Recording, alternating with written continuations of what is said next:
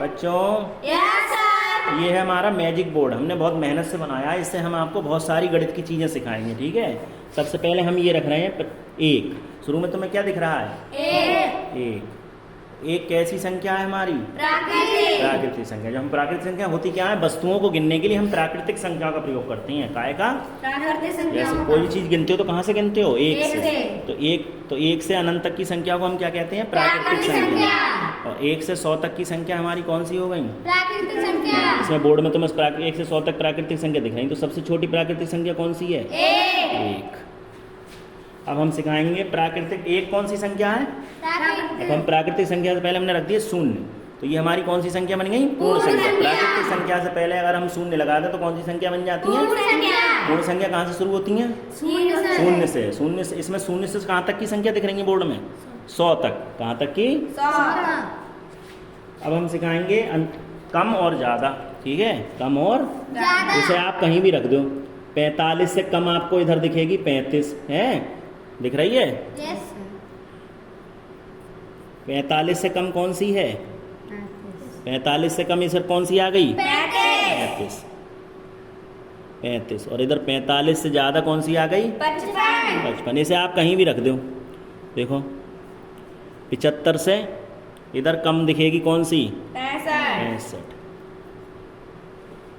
और इधर 75 से ज़्यादा 85।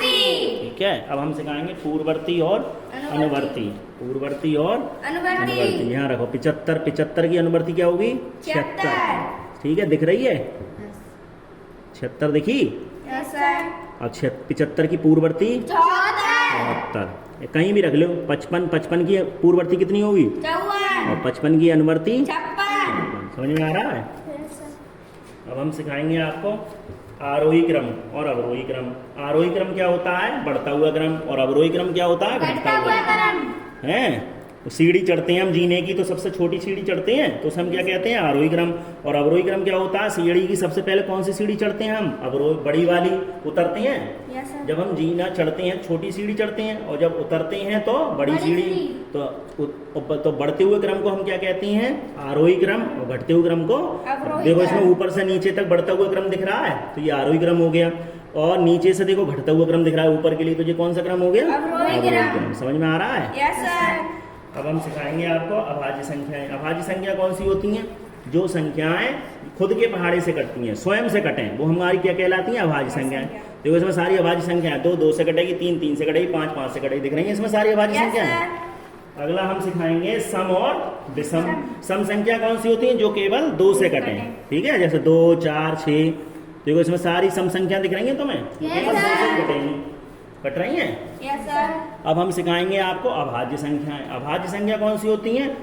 नहीं, अब हम सिखाएंगे विषम संख्याएं। विषम संख्या कौन सी होती हैं? जो संख्याएं 2 से ना कटें। देखो एक और हमारे पास जादुई चार्ट है, इसमें सारी कैसी संख्या दिख रही हैं आपको? विषम संख्या।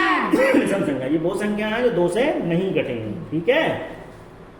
अब हम एक चार्ट और लेके आए हैं जादुई। इसमें आपको क्या दिख रहा है?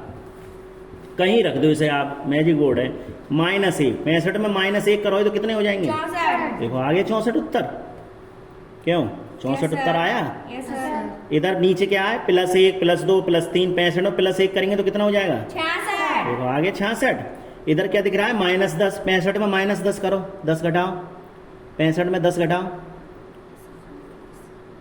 65 में 10 घटाओ 55। देखो है। अब इधर +10 जोड़ो 65 में, 65 में 10 जोड़ो तो कितना आएगा? 75। देखो आ गया आंसर 75। क्यों? Yes sir. 75 है। Yes sir. तो ऐसे ही इसे कहीं भी रख लो, ये सब जगह यही सब सही बैठेगा, कुछ भी करो। अब हम सिखाएंगे विकर्णों का योग। देखो इसे कहीं भी रख लो, विकर्णों का योग बराबर आएगा, कहीं भी रखो आप। देखो 22 और 13 35 विकर्ण ऐसे ही तो होते हैं। Yes sir. 22 और 13 35, 12 और 23 35 आया बराबर। कहीं भी रख लो इसे, यहाँ रख लो।